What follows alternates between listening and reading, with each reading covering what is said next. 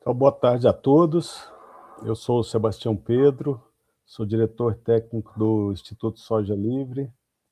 Tenho aqui a honra de estar abrindo esse podcast para falar sobre o manejo de plantas daninhas em soja convencional, um tema muito importante, tendo em vista que a produção de soja convencional ou soja não transgênica hoje é uma atividade muito importante, uma atividade que agrega valor ao produtor brasileiro de soja e também permite que o consumidor europeu, asiático e também o brasileiro possa ter acesso a esse produto de qualidade muito valorizada no mundo todo, que é a soja não transgênica. Então, em nome do Instituto Soja Livre, também da Embrapa, eu gostaria de convidar o Dr. André, da Embrapa Cerrados, para moderar o evento. Dr. André, por favor. Olá a todos, muito obrigado, doutor Sebastião. Para nós é uma honra estar aqui hoje com vocês. Aos que nos veem aqui ao vivo, uma boa tarde. Para quem vai ver depois, ou um bom dia, ou uma boa tarde, ou boa noite, sejam muito bem-vindos. Então, hoje nós temos a satisfação de trazer esse tema bastante importante, que é o debate sobre manejo de plantas daninhas em soja convencional, e conosco dois especialistas, a doutora Núbia Maria Correia, que é uma pesquisadora aqui da Embrapa Cerrados, especialista em manejo de plantas daninhas, dinâmica de herbicidas, né, e controle de espécies resistentes nos sistemas, visando o manejo sustentável desses sistemas. E também o Clever Jonathan Fiedler, que é engenheiro agrônomo e coordenador técnico do grupo JLS, que atua aqui nessa região de Formosa, São João da Aliança, Água Fria, e é um especialista em produção. Então, logo na sequência, a gente passa a palavra para a doutora Núbia, que vai explanar um pouco sobre o tema, e depois a gente tem a fala do doutor Clever, e a gente abre o debate também. Fiquem à vontade para encaminhar alguns questionamentos aí via chat, e até logo mais. Boa tarde, pessoal. Como o André falou, boa tarde, bom dia, depende do horário que vai ver, mas para hoje, então, boa tarde. Tá, vamos lá para a minha apresentação.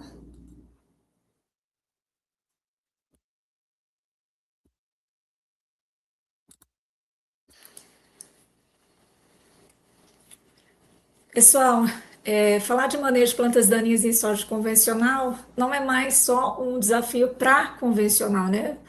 Vocês vão ver que a minha apresentação ela está programada, ela está preparada para a cultura da soja como um todo, com foco especial na convencional, que tem algumas limitações perante a transgênica. Mas a transgênica hoje também passa pelos mesmos problemas que a convencional em relação à resistência e plantas tolerantes. Então, como já foi falado, meu nome é Núbia Maria Correia, sou pesquisadora da Embrapa Cerrados e trabalho com plantas daninhas e herbicidas. Bem, a minha apresentação, ela apresenta a seguinte agenda, né? Eu vou falar um pouquinho sobre manejo de plantas daninhas, o que é realmente esse manejo, porque geralmente as pessoas falam que faz manejo, mas não faz manejo, vocês vão entender o porquê.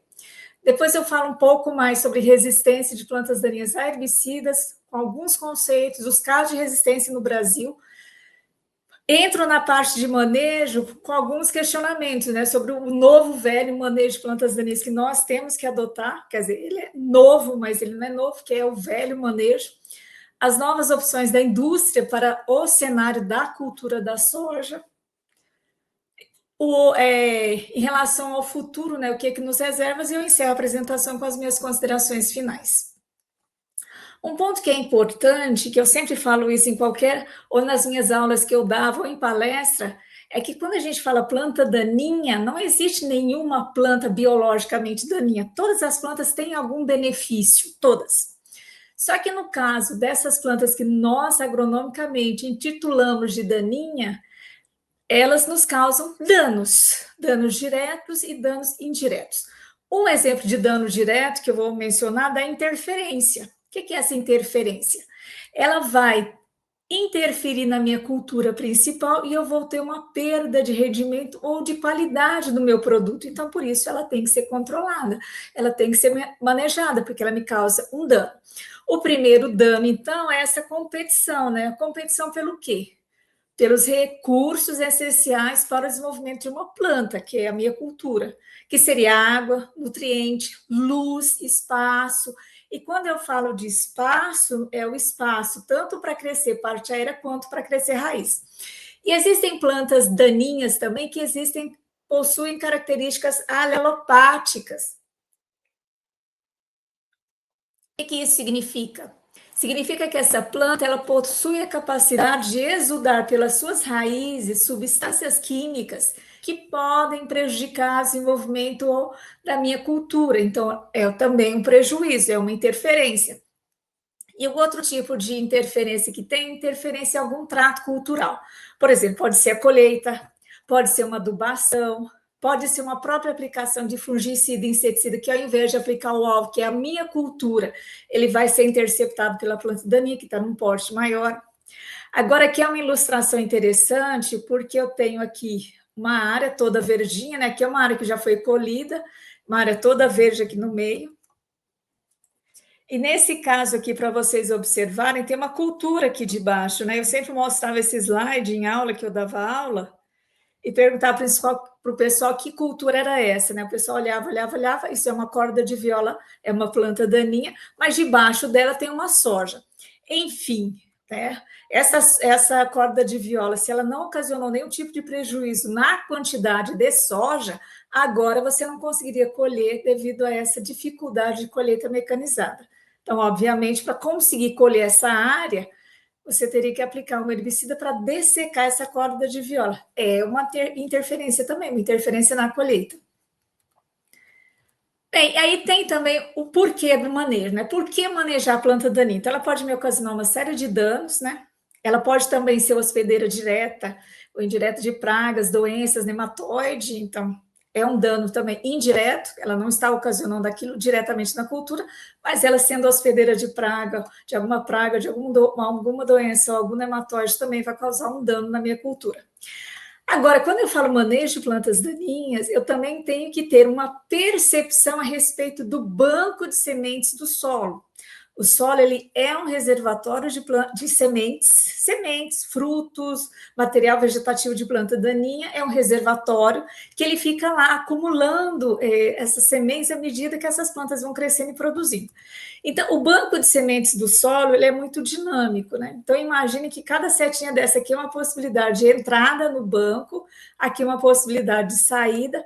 Isso daqui é muito interessante, ó, porque a sementinha ou frutinho, ele pode sair do meu banco num transporte de maquinário, por exemplo. Então, colhedoras contaminadas com resíduo de planta daninha, com semente e fruto, podem estar introduzindo nova espécie, novo material, uma outra área. Esse banco ele vai perdendo sementes ao longo dos anos, porque essas sementes elas podem perder viabilidade, elas vão deteriorando, elas vão sendo predadas por pequenos animais e etc. Mas o que eu acho mais interessante que nós agrônomos temos a função de atuar é aqui, ó, na chuva de sementes. O que significa chuva de sementes? Toda vez que você ver uma planta daninha lá no seu talhãozinho, crescendo, se desenvolvendo, você tem duas alternativas. Ou você deixa essa plantinha concluir o seu ciclo de vida, e aí ela vai produzir sementes e vai voltar um monte de sementes aqui para o seu banco, ou você interfere e mata essa plântula antes dela chegar à planta adulta e produzir sementes. Então, vamos fazer uma continha rápida num exemplo que é muito interessante, que está bem falado ultimamente, que é caruru. Então, vamos imaginar que aqui no meu banco de sementes tem uma sementinha de caruruzinho, um caruru, um amarantos híbridos aqui. Essa sementinha, então, ela germinou, então ela vai emergir na superfície do solo, você não fez nada, a plantinha ficou lá na tua área, linda e bela, conseguiu evoluir até a planta adulta, produziu sementes e voltou as sementes no solo. Aí, quantas sementes ela voltou? Dependendo do tamanho da planta, ela pode ter voltado de 200 a 400 mil sementes no solo. Então, observem a relação exponencial. 1 para 200 mil, 1 para 300 mil. E essas sementinhas têm um detalhe, elas possuem dormência. Então, elas não vão germinar todas de uma vez, como acontece numa semente de soja e milho. A germinação ela é escalonada, então pode germinar um pouquinho na próxima safra, daqui 2 anos vai germinar mais um pouquinho desse lote, e à medida que ela for perdendo a dormência, ela vai germinando e a plântula vai emergindo no solo. Em relação à resistência de plantas daninhas, é importante a gente ter alguns conceitos em vista. Primeira coisa, classificação das plantas daninhas, em relação à sensibilidade aos herbicidas. Então, dependendo de um herbicida, um exemplo, glifosato, né? Nós podemos ter uma planta, uma espécie que é altamente sensível, é aquela espécie que nós utilizamos um pouquinho na dose e ela já morre, é aquela planta que nós aplicamos e mesmo adulta, com flor, fruto, semente, ela morre, porque ela é uma altamente suscetível. Vai diminuindo essa sensibilidade, ela já passa a ser medianamente sensível. É uma planta que você já tem que ficar um pouco mais atento, né? Com a dose, o tamanho dela. E aí vai ficando cada vez mais difícil, né? Aí tem a tolerante, que ela é de difícil controle. Aí nós temos a resistente, que é mais difícil ainda. Mas o conceito de tolerante e resistência não é somente em difícil ou dificílimo. A tolerância é uma característica da espécie. A espécie nasceu com aquela característica de tolerar aquele produto. Ou porque ela não vai absorvê-lo na sua integridade, então ele vai ter uma dificuldade para ser absorvido, ou porque ela não consegue translocar o produto, então ele vai ter uma dificuldade de se mover pela planta. Então é uma característica da espécie, inata dela, ela já nasceu com aquela característica. A resistência não, a planta não nasce resistente. Somos exemplos de tolerância ao herbicida glifosato. Então aqui nós temos as cordas de viola, são espécies. Todas as espécies de corda são tolerantes. Outro detalhe, né? Por exemplo, essa daqui é a Ipomoea nil. A Ipomoea nil adulta, ele não consegue controlar o herbicida glifosato. Mas a plântula, ele mata muito bem. Então, a planta tolerante tem essa característica para o herbicida glifosato, né? A planta adulta tem dificuldade de controlar, ele não vai matar. Mas plantas menores, ele já tem uma excelência no controle. Então, você pode contar com ele, que ele vai colaborar no controle de plantas pequenas. As espécies de guanchuma, da mesma forma, planta pequena controla, planta grande não controla. E a justificativa da guanchuma é muito interessante, ela está pela folha. A pilosidade da folha, à medida que a planta vai ficando mais velha, mais difícil é essa absorção e translocação do glifosato na planta. Então, plantinhas menores, ele é efetivo, plantas maiores não. Erva quente, trapoeraba, da mesma forma, ele controla a trapoeraba? Controla, pequena, 3 folhinhas, 4 folhinhas, passou disso, não controla. A vassourinha, essa daqui é a Mitracarpus hirtus. Mitracarpus, então, fiz um experimento com uma plantinha dessa daí, que a plantinha de Mitracarpus consegue tolerar até 8 litros de Roundup Transsorb, 8 litros, e não mata a planta. Erva de touro, então são plantas tolerantes. Mas quando eu aplico na planta pequena, ele já resolve, ele já controla essas plantas. Quando a gente fala de resistência, o problema já é diferente, porque não é um problema só da espécie. É um problema de um grupo de indivíduos daquela espécie. Então, o caso de resistência de uma fazenda não é igual ao outro, uma área não é igual a outra, porque você vai ter essa variação em função do manejo na área. O que significa isso, né? Por exemplo, aqui vamos imaginar um talhão. E a planta que eu escolhi como exemplo é uma bem tradicional, que todo mundo conhece muito bem, né? Digitaria insulares, que é o capim amargoso. Então, vamos imaginar que lá no seu talhão, você tem várias plantas de amargoso, mas você não está preocupado, porque você aplica o herbicida, o glifosato, e ele controla muito bem. Beleza. Só que lá das suas 100 plantinhas que tinha lá no metro quadrado, sobrou uma que ele não matou. Ela sobrou lá na área. É um capim amargoso. mas ele não foi controlado. Ah, ele é diferente? Tem alguma coloração de folha diferente, um porte, arquitetura? Não. Visualmente, morfologicamente, morfologia externa, a planta é idêntica à outra, só que ela não morreu. Bem, aí como você não faz vistoria diária, você não se preocupou com isso, essa plantinha, o que ela vai fazer? Ela sobreviveu, ela vai produzir sementes. Nós sabemos que o capim amargoso produz muitas sementes, e as sementes são aladas, né? Elas conseguem também ser levadas pelo vento, devido àquela pilosidade que tem. No próximo ciclo, como você não mudou a estratégia de manejo, o herbicida continuou o mesmo mecanismo de ação, não fez nada de diferente na sua área, o capim amargoso continuou sobrevivendo, porque agora aquela uma plantinha produziu aí pelo menos mais umas 50 mil sementinhas, né? Aí ela volta para o banco de sementes do solo. O XX já não é mais um, já é alguns. Ah, porque só produziu aquela quantidade de semente? Não. Produziu muito mais sementes, só que foi aquela quantidade de sementes que germinou e emergiu no solo e foi gerar nova descendência. Aí você vai se perceber que tem alguma coisa errada no manejo quando você já tem quase toda a área infestada com a resistente, que é o caso dessa última parte aqui. Então, vocês observem que você tem aqui nesse talhão, nessa área, um caso de uma seleção de resistência de indivíduos de capim amargoso. Mas não significa, então, que todas as fazendas vão ter indivíduos resistentes ao herbicida glifosato. Então, é uma característica muito específica do indivíduo, não da espécie em si. Então, a gente tem que ficar atento à nossa área, a característica dela, para a gente não ter essa seleção acontecendo no nosso local.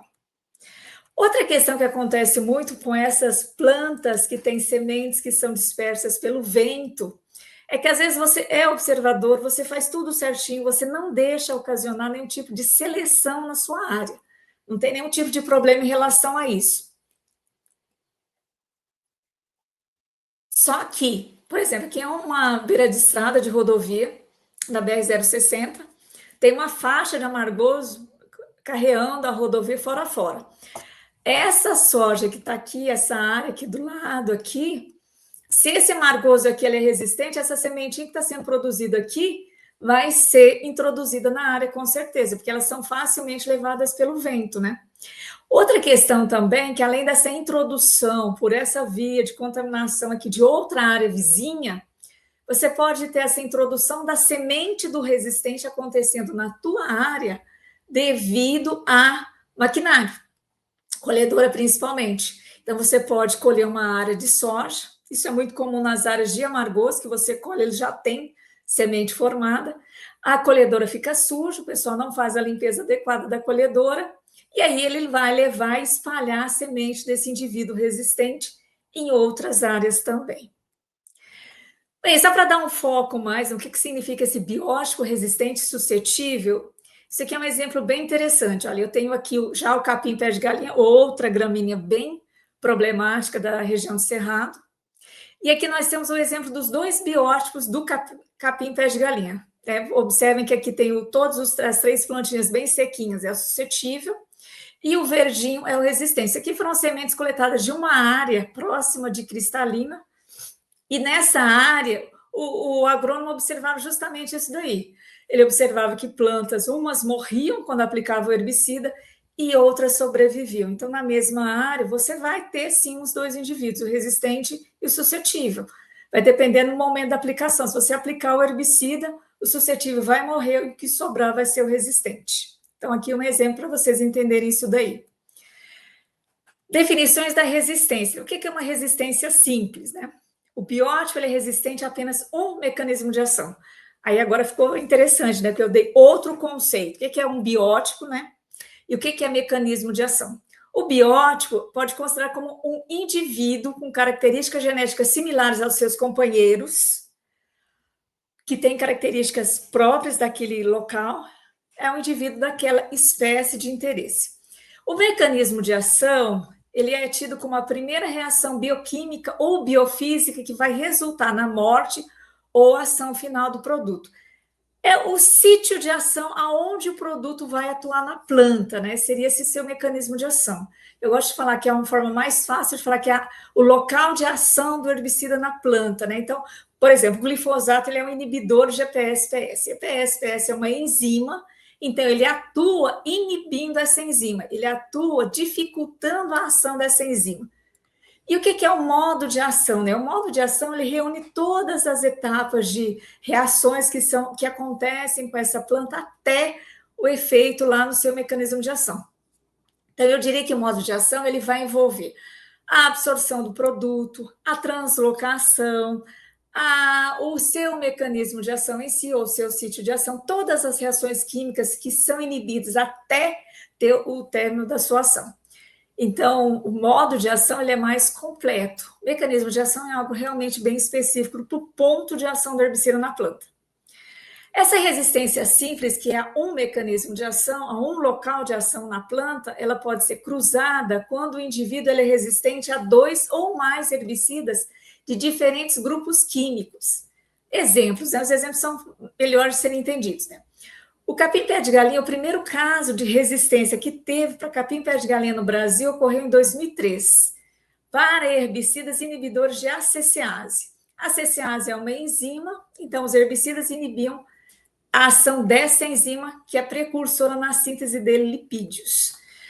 Esses herbicidas estão organizados em grupos químicos. No caso da ACCase, esses são os principais, os ariloxanoxipropionatos, que são os FOPs, o OP, fenoxaprop, aloxifop, fluazifop, ciclohexanodionas, que são os DINs, cetoxidin, cletoxidin, tepraloxidin.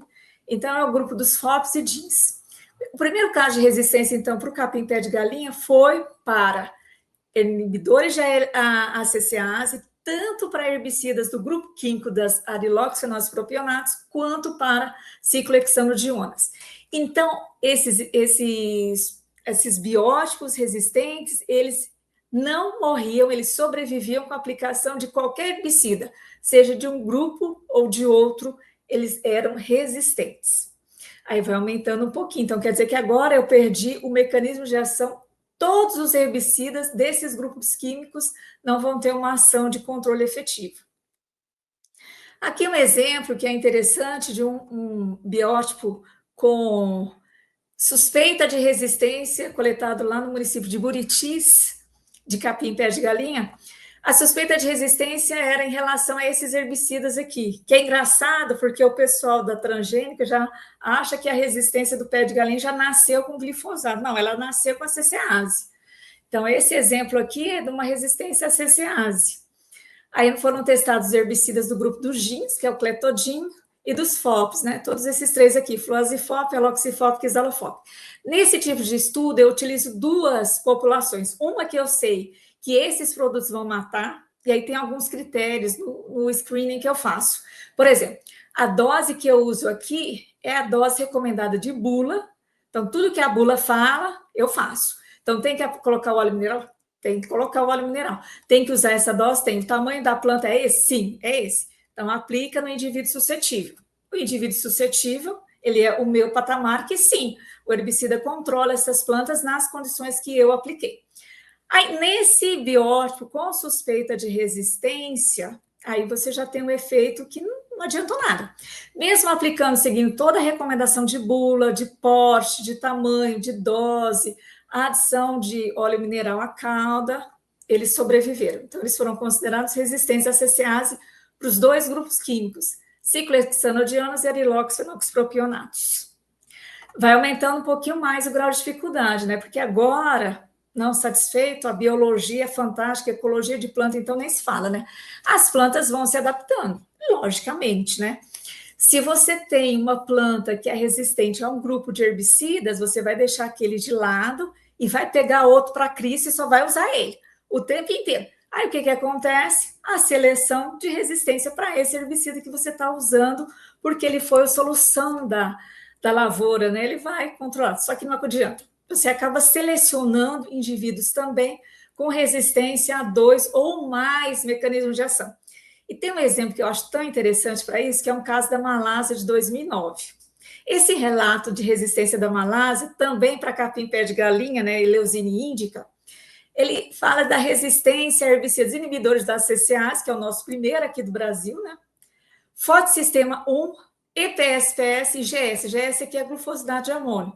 A única que ainda não temos aqui é esse daqui. Fotossistema 1 ainda também não temos. Mas aí em 2017 já teve o relato da resistência do Eleusine indica, né, do pé de galinha, para as CCAs e EPSPS. Por que o EPSPS? Né? Porque teve a existência das CCAs, todo mundo passou a utilizar EPSPS. Vamos falar um pouquinho mais desse caso do pé de galinha. Então, aqui, mais uma vez, um exemplo desse caso, desse relato, que foi o primeiro relato oficial, que é o relato que eu fiz lá de Primavera do Leste, onde, mais uma vez, o screening começou como biótipo suscetível, testando cletodin, aloxifop, um exemplo de cada, né? Coletei um exemplo de cada, um exemplo da ciclohexanodionas, que é o cletodin, um exemplo do zariloxfenolpropionatos, que é um herbicida que o pessoal utilizava na área, que não estava demonstrando controle, o glifosato e a testemunha. Logicamente, os produtos têm um potencial excelente para controle, todas as plantas mortas, e o indivíduo resistente, né, o biótipo resistente, sobreviveu apenas para cletodin, mas teve mortalidade, não sobreviveu, aliás, morreu apenas para o cletodin e sobreviveu para loxifop e glifosato, então, similares a testemunha. Então, esse aqui foi um exemplo de um caso, é uma resistência múltipla aos inibidores da CCAs, mas apenas para os ariloxfenoxpropionatos, os FOPs e inibidores de PSPS. Destaca-se que agora já temos o pé de galinha também com resistência ao cletodin. Lógico, né? Cletodin perdeu patente, ficou mais barato, todo mundo parou de usar os outros que estavam tudo resistente, não controlava mais, e todo mundo debruçou em cima do cletodin. Mas hoje também já perdeu a ferramenta, né? Bem, tem um caso interessante do capim-pé de galinha que deixa ele uma planta muito especial. Se não fosse tão especial, não era uma planta tão problemática como está, né? A gente tem que ficar muito atenta com a época de aplicação desse produto, porque às vezes a gente tem falhas de controle e confunde falhas de controle devido a achando que tudo é resistência e não é. A primeira falha de controle que tem para o pé de galinha é o estágio, ou o tamanho errado da planta no momento da sua aplicação. E aí a gente tem que lembrar, recordar lá no passado, antes do transgênico, a gente falava muito disso. Depois do transgênico ficou aquela questão assim, não, aplica glifosato em qualquer estágio, tudo controlado. Não tem mais essa de pós-inicial, pós-normal, pode aplicar em tudo. Não é bem assim, né? Nós temos, então, com o pé de galinha, que já é uma planta tida como tolerante ao glifosato, a pós-inicial. Nós temos uma pós-inicial onde a plântulazinha ainda nem começou a perfilar. Realmente ela está bem pequenininha, como na foto aí que vocês estão vendo no aumento. Aí nós temos a pós-normal. Essa pós-normal, estou vendo meu horário aqui. A pós-normal já é uma condição onde a planta já está aí com seus 3, 4 perfis no máximo. Uma pós-tardia, já estou aí com mais perfil ainda, já a planta já está com 8, 9, 10 perfis. E a pós-avançada é aquela onde eu já tenho uma planta adulta mesmo. Já está lá com flor, fruto, semente, já está exuberante, quase encerrando o ciclo de vida. O que eu posiciono aqui os meus produtos? Né? Esse é o grande erro. Porque a maior parte das pessoas vem aqui nessa tocerona aqui e quer que, por exemplo, um glufosinato tenha efeito, ou que quer que um glifosato tenha efeito. Ah, porque me falaram que ele controla em qualquer tamanho. Não, mas não é qualquer planta, né? Ele é uma tolerante. Então, sendo uma tolerante, ele não vai controlar a planta adulta. E já fica bem visível aqui, né? Nicosulfuronárias de milho, né? Tembotrione e mesotrione. Olha o tamanhozinho de planta que eles vão controlar. Não dá para exigir que eles vão controlar isso aqui, porque eles não vão. Glufosinato é disso para um perfil, no máximo, não controla. O glifosato é ainda que me dá um maior espectro, mas os resistentes eu perdi isso daqui, porque ele conseguia me chegar até uma pós-tardia, eu tenho um bom efeito de controle nos suscetíveis. Aí vocês vão falar, mas ainda existe suscetível? Existe, ainda tem, poucas áreas, mas tem. Outra questão que a gente tem que também ficar muito atento com as falhas de controle para o pé de galinha, dose insuficiente. Embora hoje não se trabalhe mais com dose suficiente, pelo contrário, as doses estão muito altas, isso é um problema, porque vai selecionar indivíduos cada vez mais resistentes. A ausência de óleo mineral, isso aqui é fantástico, porque os herbicidas Se ele exige adição de óleo mineral, tem que colocar o óleo mineral. Agora, um outro problema que eu vejo é óleo mineral, não é óleo de laranja. E eu montei já um experimento específico da ação do óleo de laranja com inibidor de ACCase e a performance dos produtos pode ser reduzida até em 50%. Então, às vezes, a pessoa fala assim, meu pé de galinha está resistente ao cletodin. Aí eu monto o teste e ele morre. Aí eu pergunto, mas você usa óleo mineral? Não, usa óleo de laranja, claro. O óleo de laranja é incompatível com cletodin, clorimuron também. Então, fica muito atento com o óleo, tudo que você adiciona no herbicida, que você acha que vai agregar, e às vezes não está agregando em nada na sua resposta. Bem, por que eu falei tudo isso, né? Só para sumarizar o capim pé de galinha. Porque nem tudo que escapa lá no campo é resistência. E não me venha, isso aqui é um milho safrinha, né?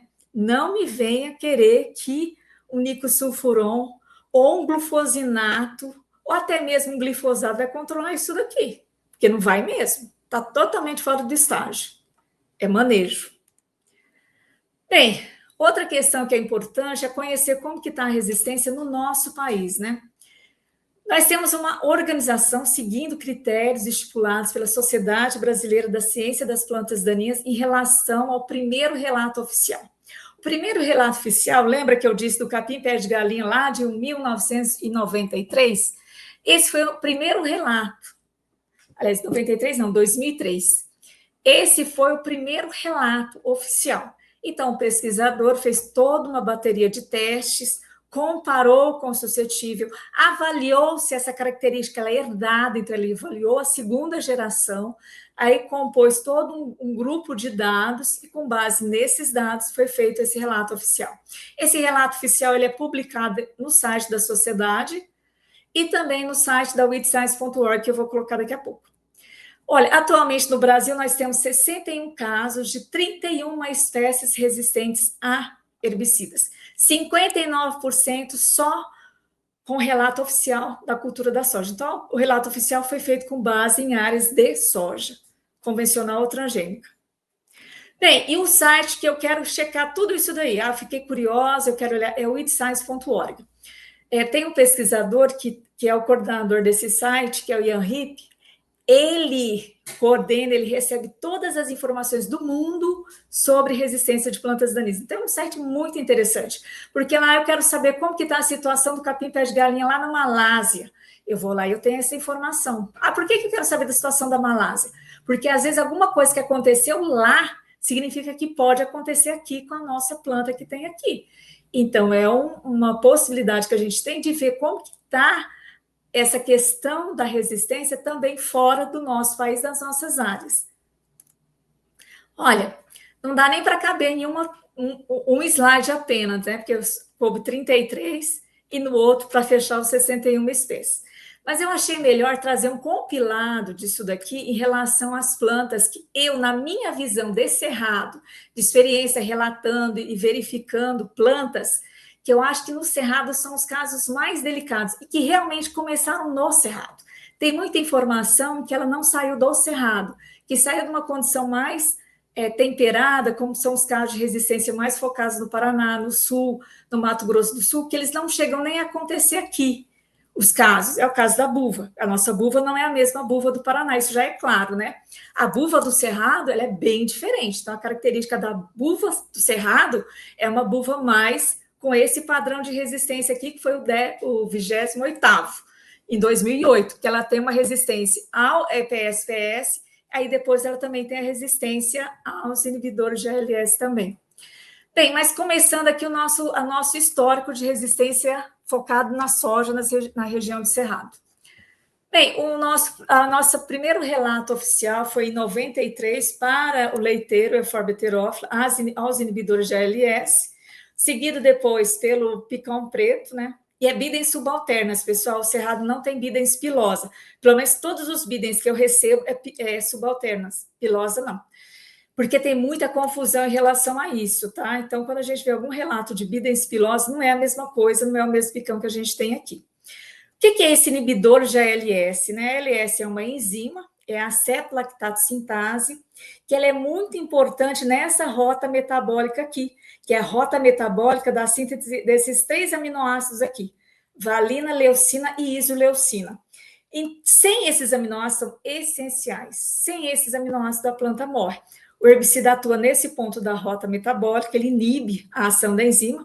Lembra daquele processo chave-fechadura, né? Ele acopla na enzima, ele tem um ponto de ligação na enzima. Esse ponto de ligação ele pode ser específico de herbicida para herbicida ou de grupo químico para grupo químico.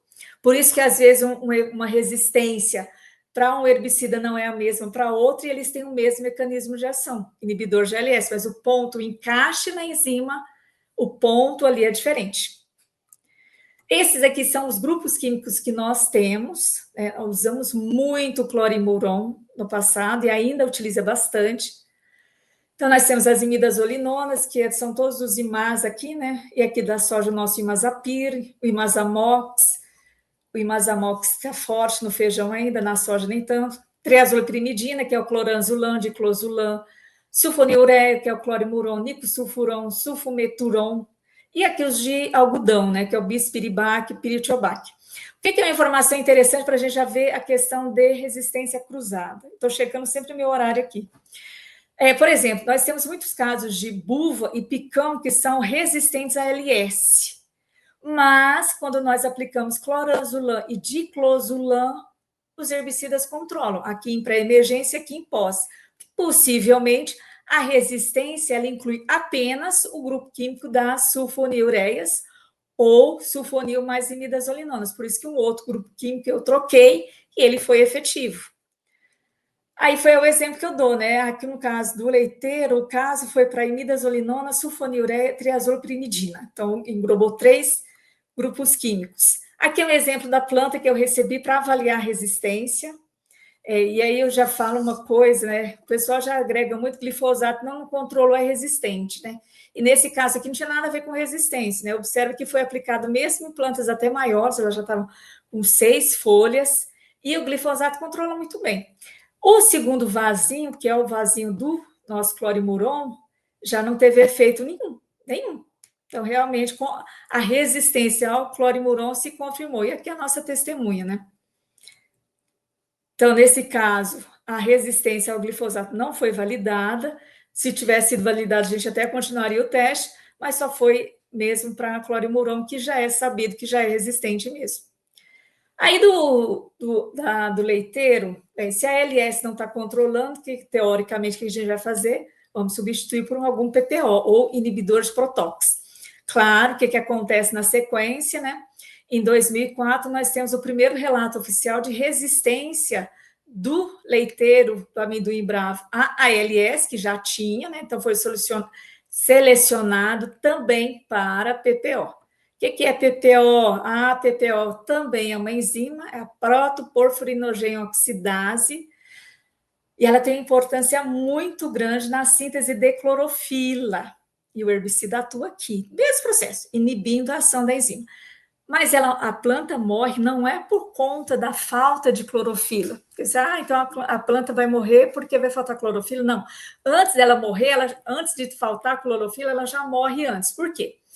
Essa reação aqui, ela acontece no cloroplasto. Como a enzima, ela vai perder a eficácia, então, assim, ela vai perder sua função, que é transformar protoporfirinogênio 9 em protoporfirina 9, ela vai acumular no cloroplasto, esse acúmulo de protoporfirinogênio, ele extravasa para o citoplasma, e no citoplasma é uma reação de oxidação, ele oxida naturalmente, mesmo sem a presença dessa enzima, não tem essa enzima no citoplasma da célula, e essa formação, essa oxidação ocorre o quê? Peroxidação, ou formação de oxigênio reativo, que ocorre peroxidação de lipídios e destruição de membranas. Então, na realidade, a planta morre devido à formação de oxigênio reativo e peroxidação de lipídios. Uma reação muito rápida que ocorre. Aqui são os grupos químicos que nós temos desse mecanismo de ação. Os que usados em soja são esses dois aqui, em pós-emergência, fomesafen e lactofen.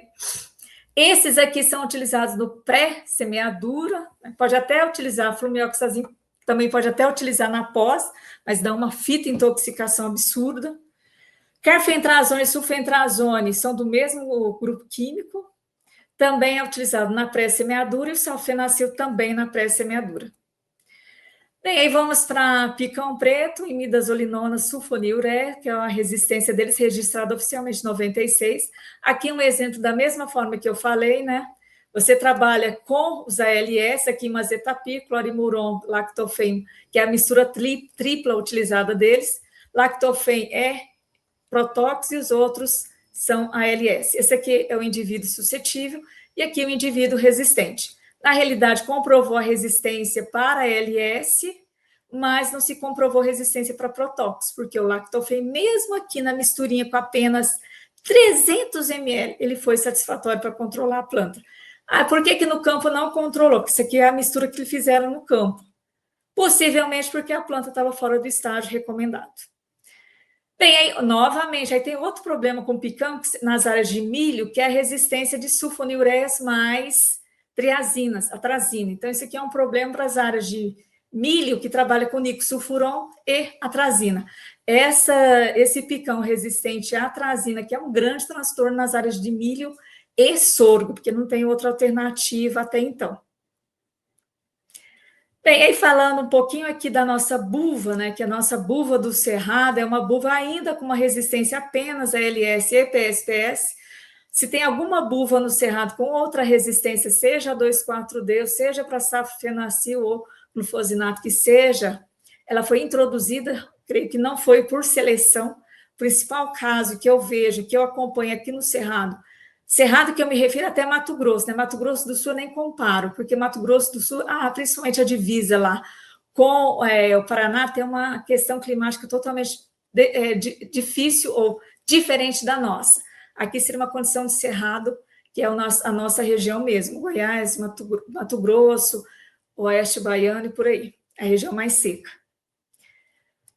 Bem, o que é esse EPSPS, né? O famoso aqui, que é o derivado de glicina, né? EPSPS, do grupo químico derivado de glicina, é o nosso glifosato. EPSPS é também uma enzima, enolpiruvil-shikimado fosfato sintase, o herbicida atua aqui nesse ponto da roda e não tem a formação desses 3 aminoácidos essenciais, triptofano, fenilalanina e tirosina. Logicamente, não vai ter a formação de uma série de compostos que são essenciais para a planta. O grupo químico é único, né? O derivado de glicina, que é o glifosato, o principal herbicida que nós temos no mercado e mais usado. Mesmo na convencional, trabalha-se com glifosato na pré-semeadura da soja. Bem, aí o outro relato que eu achei que é muito válido falar, que são a resistência das gramíneas às ACCases, que começou com o colchão em 2002, o pé de galinha em 2003, o amargoso em 2016 foi o primeiro relato, então observe que o pé de galinha foi em 2013, o primeiro relato ACCase, e a amargoso apenas em 2016, porque o amargoso foi o contrário, né? A resistência começou primeiro para o glifosato, para depois para a ACCase. E agora para outra espécie de capim-colchão anuda. O que é essa ACCase? A ACCase também é uma enzima, acetil-carboxilase, o herbicida atua nessa enzima e não tem formação de lipídios, né? Então não tem estruturação de membranas celulares, então a planta morre devido à ausência de lipídios. Então é uma série de fatores. 3 grupos químicos, né, que eu já falei um pouquinho a respeito disso. Agora nós temos um caso mais atualizado ainda, né, tanto para eleusine quanto para digitar insulares, que é a resistência múltipla a ACCase e EPSPS. E o que eu quero falar como o novo velho manejo, né? Primeira questão é que nós temos alguns produtos comerciais novos no mercado, difícil ter, mas temos. E eles foram lançados, não foi para a soja convencional, com certeza, né? O alvo é a soja transgênica, que hoje está sofrendo tanto ou mais do que uma convencional. Até que mais não, mas talvez igual. Se vocês observarem a nossa lista que eu coloquei aqui, tem alguns novatos, mas a maior parte deles são todos desconhecidos, né? Mas são misturas comerciais que já vêm formuladas da fábrica, né? É mais prática e mais vantajosa no sentido de que você vai ter uma efetividade, que aquilo não vai ter nenhum efeito antagônico no tanque, entre 2 produtos comerciais. Então, essas são misturas comerciais que foram lançadas, registradas para aplicação em pré-emergência da soja. Velhos conhecidos de vocês, com certeza, mas temos algumas novidades. Por exemplo, O diflofenican, piroxasulfone e o bixlozone são produtos, ingredientes ativos novos. Então, são produtos que a gente tem que ficar um pouquinho mais atento a eles, conhecer um pouco mais esses produtos. O diflofenican, ele é comercializado pela Bayer em mistura com metribuzin, com Vitro-Duo.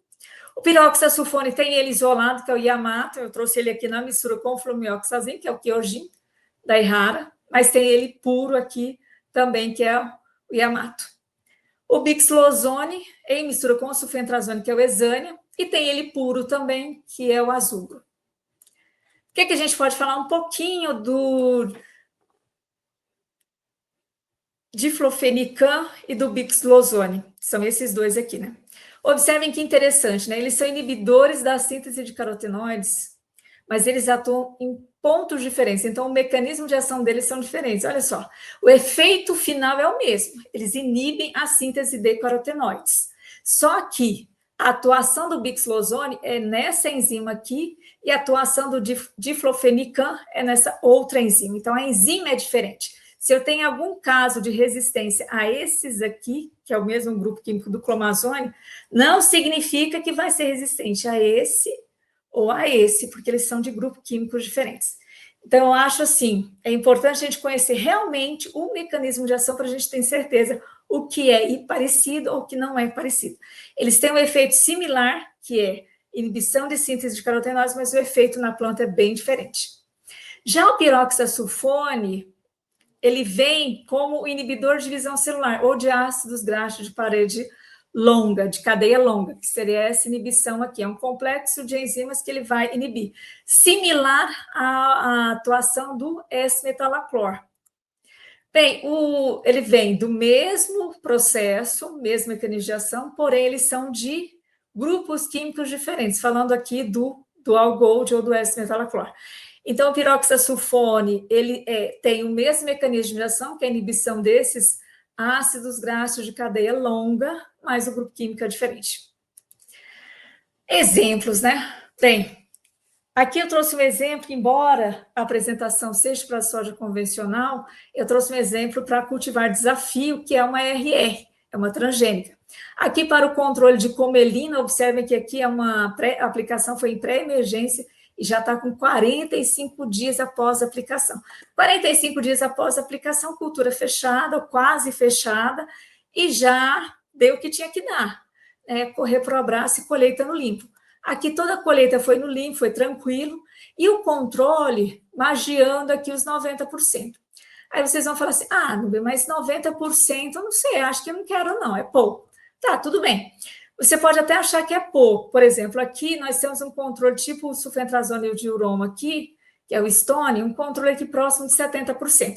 Mas a aplicação do pré, a finalidade dele aqui não foi fazer o controle todo, foi avaliar a necessidade de uma complementação na pós, porque é muito mais fácil você fazer um pré bem feito, e aí você vai ter uma maior flexibilidade para você fazer sua pós-emergência depois. E não usar nada de pré na semeadura, e aí depois você vai ter que ficar correndo atrás de planta que já está crescendo. Pensando em herbicidas de pós, para soja convencional, que você tem tamanhos pequenos, você tem que buscar alguma alternativa em pré, senão não vai dar certo.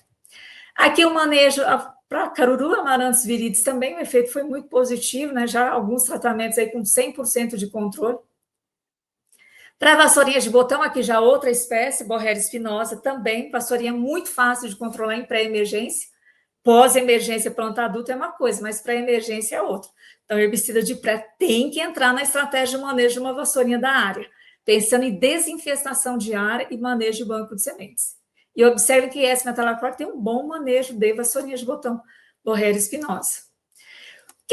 Por que eu quis falar de olho na década de 90?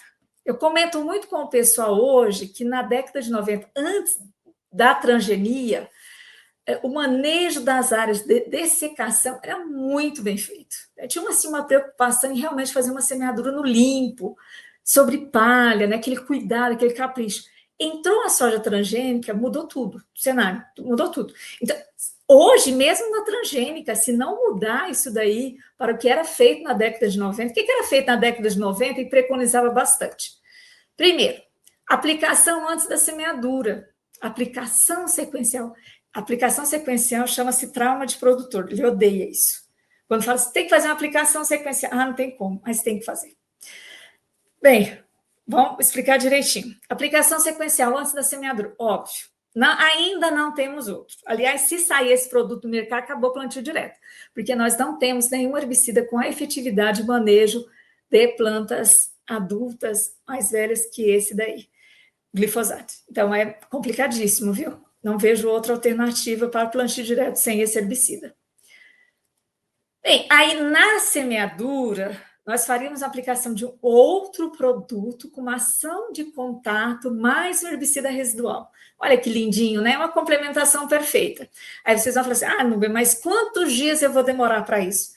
Não muito, 7 dias, deixa um intervalinho de 7 dias, faz uma aplicação bem feita de glifosato, depois você vai fazer uma segunda aplicação com um produto diferente, vamos evitar resistência, né?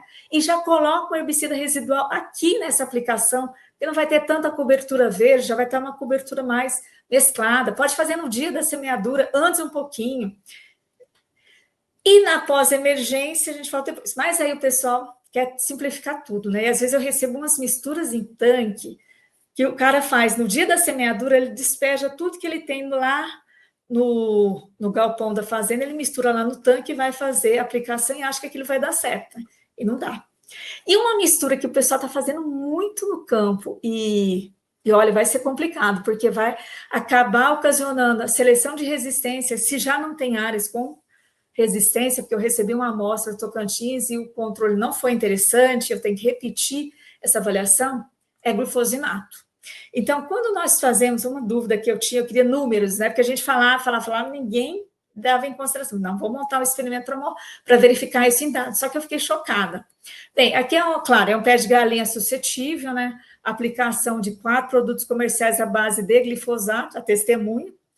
Uma única população suscetível, para a gente comprovar que realmente a população morria com a aplicação do glifosato, independente do produto comercial.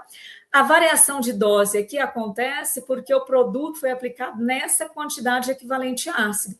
Então, nessa quantidade equivalente ácido, eu tenho essa quantidade de WG, essa quantidade de transordem, essa quantidade de ZAP e essa quantidade de topa tudo, né? Tudo tem uma justificativa da escolha desses produtos. Aí, vamos colocar o produto isolado também, né? Que é o Finale. Aí, o Finale, coloquei o produto isolado, glufosinato de amônio, também na dose de 2,5 litros por hectare, que é uma dose padrão que o pessoal está utilizando no campo. Não controlou mesmo. Isso eu já sabia que não ia controlar, porque o Finale, o glufosinato de amônio, ele tem essa questão do tamanho da planta, 4 a 5 perfilhos, não vai controlar mesmo.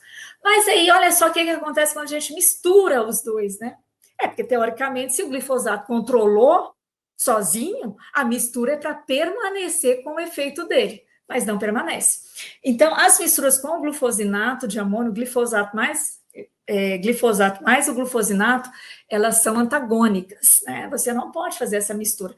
E quando é um biótipo resistente, o que acontece? Você vai estar dando uma pressão do glufosinato naquela população de plantas e cada vez estão aumentando mais ainda a dose do glufosinato. Eu trabalhei aqui com 2,5, mas estou vendo relatos do campo, o pessoal chegando a trabalhar com 4 litros. Logicamente, a gente vai estar aí selecionando uma planta, uma resistência muito maior, perdendo a ferramenta, porque o efeito seria muito melhor fazer uma aplicação primeiro do glifosato e na semeadura da soja fazer a aplicação do glufosinato e não fazer junto. Outro detalhe, né? Observem bem aqui que eu utilizei o áureo, que é o óleo vegetal, e não é porque é áureo indicado pelo fabricante, não, porque a indicação é o óleo vegetal, mas não é óleo de laranja, pelo amor de Deus. O óleo de laranja está queimando muitas aplicações de produto no campo. Bem, e o que a gente vai fazer, então, na pós-emergência da nossa soja? Complementação. Facilitar o trabalho. Os nossos herbicidas de soja convencional não deram nada, são os mesmos. Você acha que alguma empresa vai desenvolver algum herbicida para soja convencional? Não. Todos os residuais que a gente está buscando é registrado para a soja como um todo. Dentro da cultura da soja, só transgenia agora, que é o mesotrione, que é a Intacta 5+, que é a nova tecnologia transgênica. Convencional não tem nenhum. Então, a gente tem que aproveitar as ferramentas que ainda temos. E para aproveitar as ferramentas do químico que ainda temos, somente agregando pré. E essas são as nossas, os velhos conhecidos, idolatrados, as misturas famosas que são utilizadas na soja convencional. Não tem nada de novo. Só que são excelentes produtos, são excelentes, mas eles têm uma exigência, a aplicação é com planta pequena. E olha só que mistura interessante, essa daqui, adoro essa daqui pela variedade, olha. Imazethapir, lactofen, bentazon. São 3 mecanismos de ação diferentes. Não tem relato de resistência para bentazon. Olha que maravilha. É um produto subutilizado. Quando a gente passa aqui para as outras, aí já tem 2 PPOs, 2 ALS, aí já não é tão interessante. Mas, mesmo assim, mesmo tendo 2 ALS, observem que são de grupos químicos diferentes. E tem um outro herbicida aqui que está agregando muito no manejo, principalmente de algumas plantas de buva, que é o cloranzulam. A buva do cerrado, ela tem uma resistência muito particular, ou para clorimuron, imazethapir, que é sulfonilureia, ou o grupo das imidazolinonas, mas ela é suscetível ao grupo de clozulam e cloranzulam. Então, são alternativas interessantes para a buva do cerrado, cloranzulam. E o que o futuro nos reserva, né? Grande pergunta, né? Eu queria muito saber. Mas eu posso deduzir algumas coisas, né? Porque tudo depende, né? Aliás, pesquisador adora falar depende. E é lógico que eu ia colocar o meu depende, mas não depende de mim, pesquisadora. Depende das suas atitudes lá, hoje. O que o produtor, o que você está recomendando lá para a sua área de soja hoje? É só químico? Ou é isso aqui, ó? Porque quando eu vejo uma área em pousio, que eu chego lá e vejo esse monte de planta daninha produzindo, olha isso daqui. Olha isso aqui. Você acha que uma área dessa tem solução? Tem, mas não é herbicida que vai controlar isso aqui. Não pode deixar a área em pousio. Enquanto não assimilarem que não pode deixar em pousio e planta daninha produzindo sementes, não vai dar certo. Por que isso? Entre safra ou manejo outonal tem que ser feito, seja ele químico, mecânico, cultural. O que é o químico? Aplicação de herbicida pós-colheita. O que é o mecânico? Eu vou fazer uma roçada. Arado não, gente. Arado e grade, pelo amor de Deus, vamos evitar. Mas fazer uma roçada, entra? Entra. Vou fazer uma roçada, vou fazer uma aplicação no produto. Mas eu não vou deixar a planta daninha produzir sementes para ficar aumentando o meu banco de semente do solo. O que eu acho mais interessante ainda é o controle cultural. É uma cultura cobrindo o meu solo nesse período que eu não quero que tenha planta daninha, que é uma cobertura verde, é uma cobertura viva cobrindo o solo. E aí nós temos várias opções que se adaptam muito bem ao cerrado, né? Seja as crotalárias, os milhetos, o sorgo forrageiro, sorgo granífero, que bom que o pessoal está se atentando para essa questão do granífero também, do sorgo granífero. E a grande princesinha do cerrado, né? Que são as braquiárias. As gramíneas forrageiras são fantásticas, né? Isso daqui é uma área lá de Piauí que eu visitei para ver áreas de vassourinhas de botão. E vassourinha é outro caso à parte, né? Porque o pessoal fala assim, qual que é o melhor herbicida para vassourinha? Aí eu falo assim, braquiária. Não tem outro manejo. Não existe herbicida ideal, vou controlar vassourinha com que ainda não tem esse herbicida no mercado, que controla a planta adulta de vassourinha com uma única aplicação e vai resolver teu problema. Vassourinha se resolve com isso daqui, ó. Pé de galinha se resolve com isso daqui, ó. É cobertura de solo, cobertura viva, entre safra. Aqui é uma área lá da Fazenda Triunfo, em Formosa do Rio Preto também, que é fantástico, a foto do Fernando, que me cedeu gentilmente a foto, que é onde nós temos braquiária, olha aqui, não tem vassourinha. E onde não tem braquiária, olha só como está a vassourinha. É engraçado que uma vez eu mostrei essa aula no curso e perguntei qual era essa cultura, e o pessoal falou, é soja. Não é soja, é vassourinha seca mesmo. E olha, observa aqui, né, a quantidade de semente que não vai ser incorporada aqui no banco, e aqui não tem essa quantidade de semente. A facilidade de manejo aqui é uma, aqui é outra, totalmente diferente. Mais uma vez aí, o show da braquiária no manejo da vassourinha. E as minhas considerações finais. Bem, a primeira coisa que eu deixo de mensagem seria fazer o levantamento da infestação para conhecer o problema que você tem na tua área. Primeira coisa é você saber realmente o que está sendo controlado e o que não está sendo controlado. É levantar a infestação. Tem equipes em fazenda que já fazem isso, as fazendas maiores, isso é muito interessante, é realmente muito positivo.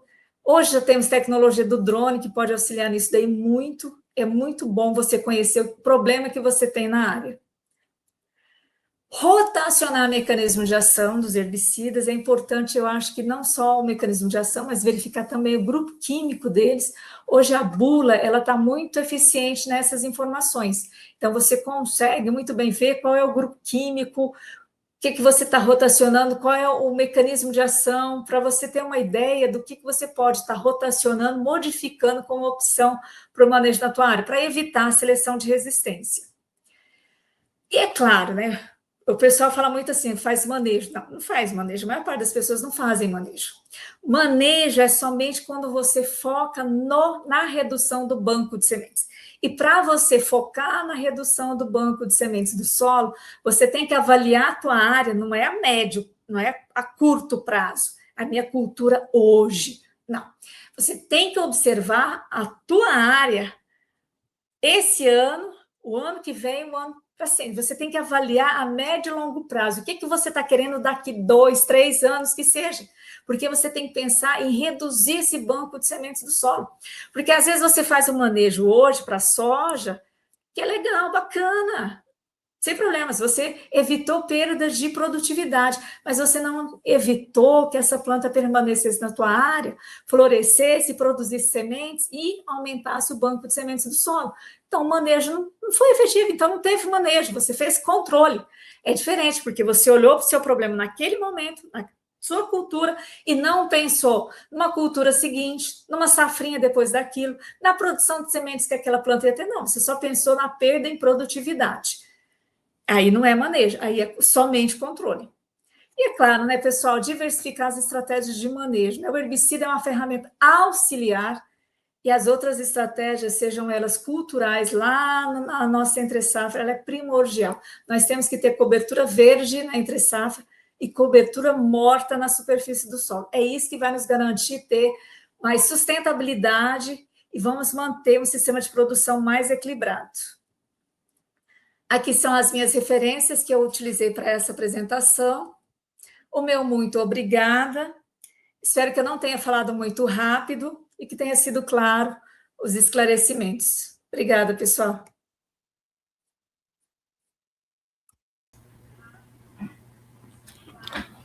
Doutora Núbia, muitíssimo obrigado aí pela aula, né? Acho que você faz esse aprofundamento, nada melhor do que a gente escutar uma especialista da área falando, né, aprofundando e revisando temas importantes, né, para todos os técnicos que estão envolvidos em produção.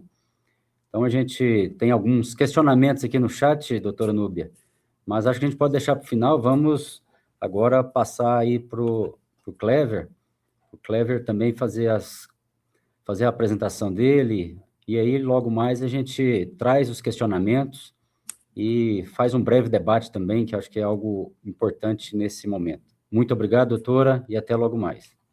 Até mais.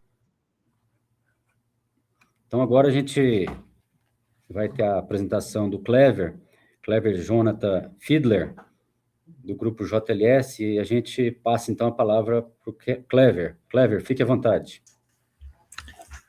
Muito obrigado, boa tarde a todos. Agradeço o convite feito pela doutora Núbia, também toda a equipe da Embrapa. É uma satisfação estar nessa tarde aqui discutindo um assunto tão importante. Então, meu nome é Clever Fiedler, sou engenheiro agrônomo, sou coordenador técnico da empresa JLS Agro, e nós temos uma parceria com a Embrapa, na qual nós realizamos alguns experimentos, e dentre esses experimentos nós temos plantio de diversas plantas de cobertura, e a gente consegue avaliar quais as melhores plantas de cobertura, né, para um bom controle de plantas daninhas. Esse assunto é sempre muito atual, porque é um desafio muito grande para a agricultura brasileira. Pensando na nossa realidade, né, eu acredito que pelo menos todo produtor brasileiro, ele cultiva alguma dessas culturas aí que eu coloquei na tela, sendo soja o carro-chefe de todo o Brasil, mas tem feijão, que é uma cultura importante aqui para a região, milho semente, que é uma cultura muito técnica, né, que você precisa trabalhar muito bem o herbicida para não sofrer um residual para essa cultura. E nós entendemos que o controle de plantas daninhas, ele começa naquilo que a doutora Núbia falou, que é fazer uma boa cobertura de solo, para evitar que aquele banco de sementes não germine. Então, nós tentamos fazer ao máximo plantas de cobertura, principalmente colocando gramíneas. Então, aí vem as braquiárias, o milheto, mixes de plantas de cobertura para conciliar e evitar ao máximo a emergência dessas plantas daninhas. A doutora Núbia comentou, né, sobre o manejo outonal. Eu coloquei algumas plantas daninhas e essas são as principais que nós temos problema nas áreas de produção. Do lado direito da tela, as gramíneas, né, pé de galinha, capim-colchão, amargoso, camalote, que tem sido um problema muito, muito grande nos últimos anos, e o capim-carrapicho. Tenho certeza que todo agricultor brasileiro, ele pelo menos do Rio Grande do Sul até o Amapá, Roraima, ele tem algum problema com pelo menos uma planta daninha que está na tela. Então, o Brasil é um país muito grande, né, com diversas características de clima, solo, fertilidade de solo, e cada planta daninha vai ter a sua área. E como já foi mencionado, a gente precisa ter o herbicida como uma ferramenta de apoio, mas não deixar ele sozinho para suprir toda a eficácia de manter a lavoura no limpo. Então, como eu falei, a cobertura do solo ela traz inúmeros benefícios. Do ponto de vista agronômico, a gente consegue colocar que ele traz a proteção contra a erosão, para aquela cultura instalada não perder a umidade, a redução da temperatura, a ciclagem de nutrientes, que é muito importante. Tudo isso deixa o solo mais vivo. Mas eu diria que tão importante quanto todas essas observações, o controle de plantas daninhas ele é fundamental, porque com uma palhada espessa no solo, você não deixa essa planta daninha emergir. O banco de sementes vai estar lá, mas assim, você retardando essa emergência, o herbicida também ele vai funcionar melhor. Essa é uma ferramenta que tem funcionado muito bem. E como a doutora Núbia já destacou, nós utilizamos alguns pré-emergentes, né? Eu destaquei só alguns. Nesse caso, muito utilizado também, tanto para soja convencional como para soja RR, né, intacta, e também tem alguns grupos químicos, né, princípios ativos de pós-emergência. E eu concordo com o que a doutora Núbia falou, para pós-emergente. São produtos antigos, mas que ainda funcionam bem. E o produtor que tem soja convencional, eu entendo que ele faz associação, né, de um ou mais princípios ativos justamente para ter um espectro de controle melhor. Tem a foto à esquerda ali, mostra uma área de braquiária. Então, é uma área irrigada, que nós colocamos a braquiária. Essa braquiária ela tinha mais de 1,20 m e ela acabou acamando. O rapaz ali está segurando esse metro, né? Então, é 1 metro de altura, mas ela tinha acima de 1,20 m e ela acabou acamando e isso é o que a gente procura, né? É fazer uma palhada de qualidade, que ela dure muito tempo, e isso pensando aqui para nós regionalmente, vai ajudar também no controle do mofo branco, e também, principalmente, aí no retardamento aí da germinação das plantas daninhas. Aqui eu coloquei algumas fotos que nós temos, que nós fazemos, né, essa parte de plantar plantas de cobertura com foco em diminuir as plantas daninhas. Então, no canto superior esquerdo, a gente vê a cultura do milho, e na entrelinha do milho, essa planta bem pequena aí, a braquiária. No mesmo local, na foto do canto inferior esquerdo, foi feita a dessecação. Essa área aí é uma área que tinha muita trapoeraba, e assim, essa trapoeraba ela tomou conta do local mesmo, como é uma área fértil, né, de pivô, um solo argiloso, a trapoeraba se adapta muito bem, e a gente fez a dessecação. E aí iniciamos um projeto com o plantio da braquiária, e a segunda foto, na parte superior, mostra a área depois que foi feito esse plantio. Então, o milho semente, nesse caso, ele foi colhido, e aí essa braquiária ela ficou de janeiro, final de janeiro, até abril, maio. E aí nós fizemos a dessecação, e aí nós plantamos o feijão, que é a cultura, né, que a gente coloca na sequência. Na foto embaixo é uma palhada de milho semente, aonde não foi feito esse manejo com braquiária.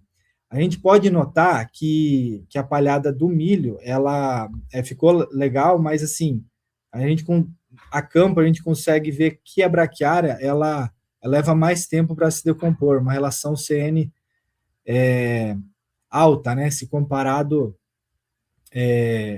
a leguminosas. Ali tem uma foto, a terceira foto, que mostra algumas sementes grafitadas. Então, tem feijão guandu, braquiária rusiziensis, e também paiaguás. Então, a gente faz esses mixes em determinadas áreas, com o intuito de manter essas áreas protegidas, né, para evitar, principalmente, para melhorar, melhor dizendo, o controle das plantas daninhas no próximo cultivo. Na foto do canto inferior direito, a gente vê lá algumas outras coberturas, né, o nabo forrageiro, que também é uma cultura que a gente acaba utilizando, o milheto, o capim-sudão, as crotalárias, todas elas auxiliam nesse manejo. Então, a primeira foto ali mostra como que é feito esse plantio. Então, nós não utilizamos o herbicida para fazer o travamento da braquiária. Nós já fizemos com alguns herbicidas, né? Mas percebemos que se nós fizéssemos o plantio quando o milho estivesse em V4, V5, sem fazer o travamento da braquiária,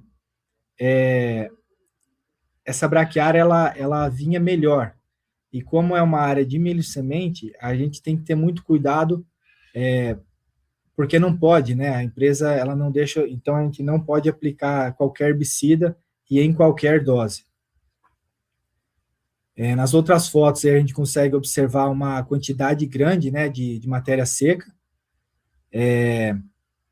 E a gente precisa ficar atento, porque assim, se essa braquiária ela não for dessecada antes, ela acaba até atrapalhando o plantio da próxima cultura, né, de tanta palhada que fica nesse local. Mas é uma prática que eu tenho certeza que se todo agricultor fizer, ele vai ter muitos benefícios, né, para a cultura, para a próxima cultura, e também para o solo, né, porque é uma prática que vai deixar, como eu já falei, o solo com mais matéria orgânica, um solo mais aerado, você acaba diminuindo, né, o gasto no próximo cultivo com herbicidas.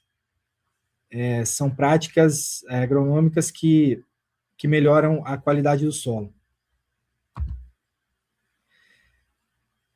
Aqui só coloquei algumas fotos aí justamente para também, como a doutora Núbia falou, né? Essas plantas aí, todas elas, nós fizemos a aplicação de algum herbicida e não funcionou. A última foto, do lado direito, mostra a cultura do feijoeiro, nesse caso, do feijoeiro, mas a gente pode trazer para a soja também. E se a gente não fizer um controle bem feito de pré-emergente antes do plantio da cultura, vai sobrar a planta daninha, e aí depois você obrigatoriamente precisa fazer o controle com ela bem pequena, que foi um ponto que a doutora Núbia tocou. Quanto menor, melhor a eficiência do produto. E se você perder esse time, esse prazo, você infelizmente vai colher a cultura no sujo, e é um problema que se estende para a próxima cultura, e pensando na soja, não só na soja, mas no milho e em outras culturas, ela tem problema também na hora de colher, né, na colheita, e com certeza vai reduzir e bastante a produtividade, né? Seria isso, o meu muito obrigado. Agradeço mais uma vez a Embrapa, a doutora Núbia, pela participação.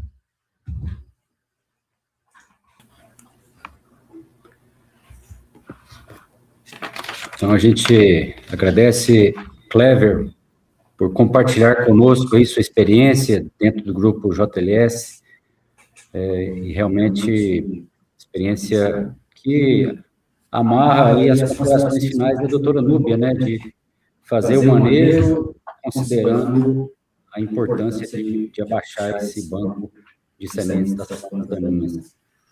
Então, eu acredito que agora a gente pode fazer aqui, trazer algumas perguntas que estão aqui no chat, para o doutor Núbia, e aí a gente deixa eles à vontade para debater, né, e fique também à vontade para encaminhar outras perguntas aqui. Então, já de antemão, a gente agradece vocês aí pela disposição e disponibilidade de atender essa demanda aí da Embrapa, do Instituto Fazolino, que traz esse tema importante dentro da produção de soja e também muitíssimo importante dentro da produção de soja convencional, considerando soja convencional como algo para agregar valor ao produtor, ao sistema de produção. Temos aqui, várias perguntas, né, perguntas aqui no chat do Edson Panquiato, né, então, e eu vou trazer aqui da Agrofortes também. Vou tentar resumir as principais perguntas, e aí vocês fiquem à vontade para respondê-las, né? Agrofortes, vários colegas aqui se manifestaram aqui no chat, o Newton, lá da Embrapa Roraima, né, o Marcelo, parabenizando, excelente aula, ótima didática, doutora Núbia, o Luciano Gomes, o Agrofortes. Então, vamos aqui para algumas perguntas. O Edson, ele traz aqui uma afirmação: junto com óleo mineral, adjuvante ajuda. Fosfitos de manganês ou nitrogênio ajudam? Fiquem à vontade aí para avaliar e responder. Olha, fosfito eu não sei. É fosfato de manganês, o outro que você falou aí, André? Fosfato de manganês eu já fiz uma vez no trabalho, não acrescentou nem prejudicou. É feito aditivo. Fosfito eu nunca fiz nada. Não sei se o pessoal lá da JLS faz alguma coisa disso. Não, Núbia, eu acredito que esses produtos, né, eles melhoram a eficiência porque eles acabam reduzindo o pH da cauda, mas eu não vejo nenhuma interação além disso. Então, Mas, o Kleber, mas isso aí é meio contraditório. Por exemplo, todos os produtos da marca Roundup, eles já têm um composto que ele já equaliza o pH para o padrão do herbicida. Então, mesmo se você colocar quilos e quilos lá desse fosfito, o pH vai ficar equilibrado naquilo que eles desenvolveram. Ele tem uma solução tampão para isso. E a maior parte dos outros produtos já tem um acidificante na calda, então eu não vejo muito efeito positivo ou efeito que realmente vai agregar alguma coisa quando se fala de redução de pH de calda de glifosato. Porque o glifosato por si só ele já vai reduzir o pH da calda e dependendo do produto comercial, ele vai reduzir até o nível que ele vai estabilizar isso daí. Aí dependendo do que você colocar, não baixa mais. O pessoal tem que fazer uns estudos aí comparando produto comercial que vai ver essa diferença que tem entre produtos comerciais. Isso é importante. Perfeito, doutora. Uma pergunta aqui. Deixa eu só fazer um comentário, André, que eu vi aqui no chat, a pessoa falou do Reator. Eu não falei do Reator, porque o Reator é um clomazone, só que é um clomazone específico, né? Uma marca Reator, que a gente pode pulverizar na soja e ela não vai ter fito. Mas é o produto Reator, não é qualquer clomazone. Isso tem que ficar bem claro em relação ao produto comercial. E ele é muito bom, o clomazone ele é excelente. Reator, né? Nesse caso, vamos falar o produto comercial mesmo, que é o produto comercial. Na formulação do Reator, a soja ela não vai sofrer efeito de intoxicação. Só que é um produto que é para a planta bem pititica, né? É um pós-inicial. Então, ele vai agregar? Vai, mas é melhor a gente estar trabalhando com herbicida residual, que aí sim vai ter um residual maior, mais longo. Se vai aplicar na pós, aí realmente tem que ser uma pós bem inicial. Ele vai mostrar o seu efeito que vai ser positivo, mas pós-inicial. Perfeito, doutora Núbia. Uma pergunta aqui do Agrofortes, né? Se não tiver feito um pré-emergente bem feito, conseguimos controlar a buva na soja convencional? Quais os melhores ativos? Então, a buva, ela tem uma característica bem interessante, ela é muito sensível ao sombreamento. Então, dependendo da época que essa buva vai emergir na sua soja, por exemplo, se estiver próximo do fechamento da soja, a própria soja já vai matá-la. Isso eu falo porque eu montei vários e vários experimentos para avaliar a competição de buva em soja aqui no DF, e nem os meus experimentos eu tive perda de produção aplicando 1 grama de produto. Porque, na realidade, a buva do cerrado, dependendo da época que ela vai ocorrer na lavoura, e ela ocorre só em uma situação bem específica. Por exemplo, choveu aquela chuvinha que o pessoal fala, o veranico, né? A invernada, invernou, ficou lá 3, 4 dias com uma temperatura mais baixa. Essa temperatura mais baixa, principalmente noturna e diurna, favorece a germinação das sementinhas. Se a soja estiver próxima do fechamento, ela vai germinar e emergir e ela vai morrer. É incrível, ela realmente não tolera sombreamento. Agora, se a sua soja demorar um pouquinho mais para fechar, aí é bom aplicar um produto. Geralmente, cloranzulam, se não tiver resistência à ALS do grupo químico do cloranzulam, é uma boa alternativa. Se não tiver a alternativa do cloranzulam, já aplicou e não controlou, então, porque realmente ela é resistente ao cloranzulam também, aí sobraria só Protox, que seria, no caso, aí, o Fomesafen. Mas observa bem essa questão do fechamento da cultura em relação à emergência da buva. Na maior parte das vezes, se a emergência for próximo do fechamento, não precisa aplicar nada. A própria cultura já vai eliminar essa buva. Uma pergunta aqui do Alexander Santos. Hoje, qual a melhor estratégia para o controle do leiteiro? Então, o leiteiro é uma planta bem interessante, mas geralmente quando o pessoal reclama do leiteiro, é o leiteiro lá na dessecação, que já vem uma planta maior.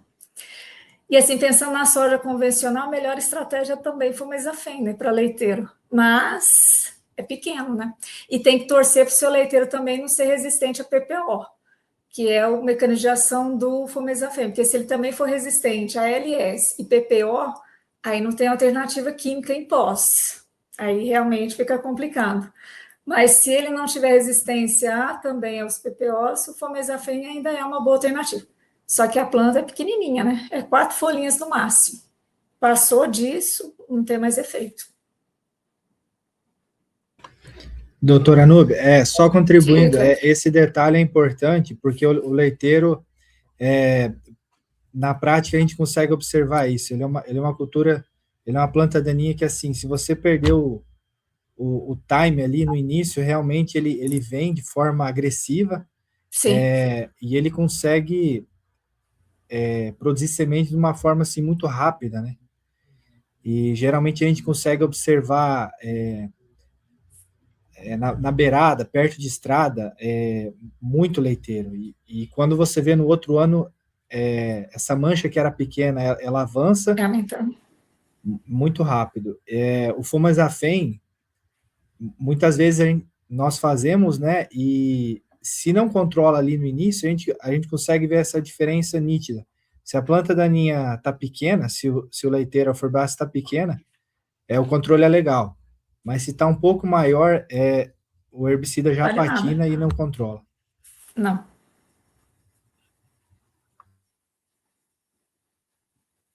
Excelente, Clever. Mais uma pergunta aqui sobre a braquiária, Clever, acredito que foi para você. Braquiária plantada na linha junto com milho? Uma pergunta também do Agrofortes. Isso, Exato. Nesse caso, nessa prática aí, hoje já tem algumas plantadeiras que você consegue fazer esse plantio na entrelinha do milho. Você tem a opção de travar a braquiária, né, com alguns herbicidas aí que já tem no mercado, e também dá certo, também dá super certo. Mas como nesse caso a cultura é um milho semente, a gente tem que ter um cuidado um pouco maior. E, por exemplo, se você entra com o inibidor da síntese de carotenoides, lá o Soberan, por exemplo, você faz esse travamento, dependendo do tamanho da braquiária, você chega a matar ela. E a gente percebeu que uma boa população de braquiária, ela é fundamental. E muita gente faz também a braquiária. Nós fizemos braquiária via drone e fizemos o plantio dela travando também com alguns herbicidas. E também fizemos o plantio. A gente chegou à conclusão que para a nossa realidade, né, o melhor seria fazer o plantio. Tem que ter o cuidado na fase que esse plantio é feito, porque não posso fazer com a cultura muito grande, o milho acima de V5, V6, porque eu acabo quebrando muita folha também. Muito cedo, V1, V2 também é ruim, porque eu tenho uma competição alta, aí não vai adiantar nada, porque aí é a mesma coisa, seria a mesma coisa que eu fosse travar, né, com o herbicida. Mas eu acho que isso cada um vai ter a sua realidade, né? Se o produtor está fazendo a braquiária com drone ou com avião, ou travando ela, né? É fenomenal. Eu acredito que se está dando certo, que continue assim, né? Excelente, Clever. Clever, talvez uma pergunta junto com provocação para você e para a Nubia. Acho que a gente poderia caminhar aqui já para talvez fechar esse momento. Estamos aqui com 1h30 de transmissão. Sobre a pressão André, de resistência na soja convencional, qual seria puxando a pergunta do Hugo, né, a estratégia de manejo talvez mais adequado, pensando custo-benefício, e esse cenário de custos altos, né, a estratégia de manejo mais adequada do ponto de vista de melhor benefício-custo? É o cultural, o mecânico, o químico? Na visão de vocês, qual que seria a estratégia do produtor hoje para baixar custo e melhorar essa questão de viabilidade do negócio e manter bem aí esse manejo de plantas daninhas nas culturas? André, vou falar como pesquisadora, sinceramente, difícil, viu?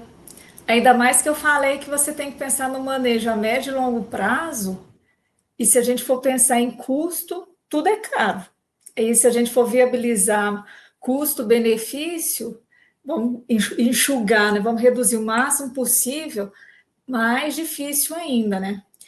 Então, dando assim a minha opinião como uma consumidora vamos otimizar recursos, né? Tem que privilegiar aqueles produtos que já estão com patente quebrada, que hoje está muito mais barato comprar. Só que você não pode ficar só na base desses herbicidas, né? Você tem que vincular também a outros, senão você vai ter um transtorno com resistência muito grande. Por que eu estou falando isso? Por exemplo, o S-metalacolor é um produto residual que é excelente. Ele é um residual que é interessante você incluir na tua lista de compras. E é um produto que hoje está barato, porque tem genérico. Clarimuron, da mesma forma, eu não vou aplicar na pós. Então, aplica como residual. Ele é um herbicida residual também, dependendo da dose. E Mazetapir, da mesma forma. Você pode passar a usar esses herbicidas que são mais baratos, que às vezes a pessoa vincula muito na pós, mas eles têm residual no solo. Então, você pode focá-los também no residual. E agora, na entre-safra, o melhor manejo que eu vejo com relação ao custo-benefício é cobertura verde de milheto. É a melhor alternativa, mas você não vai deixar a tua área livre de mato produzindo sementes. É mais barato e viável que eu vejo é isso daí. Mais econômico é muito difícil, porque aí realmente é deixar no mato. O mais econômico de tudo é esse. Só que a médio e longo prazo isso é insustentável. Não tem como. Perfeito, Núbia. Clever, a sua opinião sobre esse tema também, por favor. Eu concordo, doutora Núbia, com a tua afirmação, e para cada planta daninha a gente vai ter uma particularidade, né? Você comentou que o melhor herbicida para vassourinha de botão é a braquiária, né? E a gente também percebeu isso, sabe? Nós tínhamos algumas áreas muito críticas com muita vassourinha de botão. E a vassourinha de botão é uma planta daninha que fica na entre-safra, né? Ela perde as folhas, você acha que ela morreu. Morreu. E quando volta o período de chuvas, você tem uma planta extremamente estressada, que não vai morrer, que já deixou sementes, né? Já deixou descendentes e é muito difícil. E ela vai em área muito compactada. E aí a gente fez esse teste trabalhando com braquiária e foi incrível, assim, ela acabou muito, muito rápido. E eu acredito que só, complementando a tua formação, é isso, tentar otimizar, né, escolher a planta de cobertura ideal para cada área. Talvez você não vai conseguir fazer 100% de braquiária, mas você vai conseguir fazer um pouco de milheto, colocar outra planta de cobertura, não precisa ser necessariamente uma gramínea, mas eu acredito que não deixar o solo em pousio parado, né, já é um grande avanço. Com certeza. Ótimo, Clever.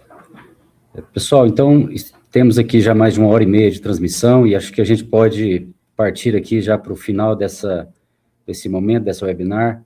A gente agradece a todos aí que enviaram mensagens, contribuições. Vamos passar a palavra aí para os palestrantes. Doutora Núbia, se quiser fazer as suas considerações finais, fique à vontade. Você fez já na apresentação, né, da importância de todo levantamento, a rotação de mecanismos, a questão do manejo para redução do banco. Acredito que suas considerações para a gente finalizar e depois a gente passa para o Clever também. Não, André, na realidade, as minhas considerações finais é mais para agradecimento ao Instituto Soja Livre pelo convite. Eu acho sempre muito importante abrir essas discussões abertas ainda pela internet, que dá a possibilidade das pessoas terem maior alcance, né? E vai ficar gravado, então isso vai dar uma amplitude maior ainda, melhor que todos tenham acesso a isso. A informação que eu acho que ela tem que ser válida é que todos saiam hoje daqui com alguns conceitos em mente. Um deles é herbicida residual, é importantíssimo, independente da soja se é convencional ou transgênica, a bola da vez é herbicida residual. O segundo ponto é não deixar a planta daninha produzir sementes. Se você não deixar a planta daninha produzir sementes, eu já fico feliz que você já entendeu o que é banco de sementes. Essa daí seria a minha mensagem final, André. E agradecer mais uma vez o Instituto Soja Livre pela oportunidade, ao Clever, que veio aqui, se dispôs a participar e trouxe a sua contribuição do lado da produção. Isso é muito importante e eu fico muito feliz da sua presença aqui, Clever, com certeza. Doutor Núbia, obrigado, e vamos passar a palavra para o Clever também. Também quero agradecer a doutora Núbia, o André, toda a equipe da Embrapa, foi um bate-papo legal, né? A gente consegue ter os dois lados, né? O lado da pesquisa com a Embrapa e a produção também, e como eu já falei, né? O Brasil ele é muito diverso, com várias características, com vários níveis de investimentos que os produtores utilizam, né? E acredito que fazer um controle bem feito começa com um solo protegido, com uma segunda safra instalada, seja ela de milho, sorgo ou de planta de cobertura, cada região vai determinar isso, e sempre ter o herbicida como um aliado, né, e não como um salvador da pátria que ele vai fazer tudo sozinho. Acho que esse é o principal detalhe que o agricultor precisa observar. Mais uma vez, meu muito obrigado, doutora Núbia, André, toda a equipe da Embrapa, por esse momento juntos. Obrigado. Obrigada, Clever. Clever, muito obrigado. Doutor Núbia, muito obrigado. A gente agradece também, Obrigada, mais uma vez, vocês aí pela disposição e disponibilidade, ao doutor Sebastião aqui, que representou o Instituto Soja Livre, a Embrapa pela iniciativa, e aos produtores, né, aos consultores, aos colegas técnicos que estão aqui nos assistindo, que levem com vocês essa mensagem da importância dessa visão técnica também para manejo de plantas daninhas e uso das moléculas disponíveis que nós temos no mercado. A gente deseja a vocês aí uma excelente safra e a gente está sempre à disposição para colaborar com vocês. Um forte abraço e até logo mais. Obrigada. Obrigada, André.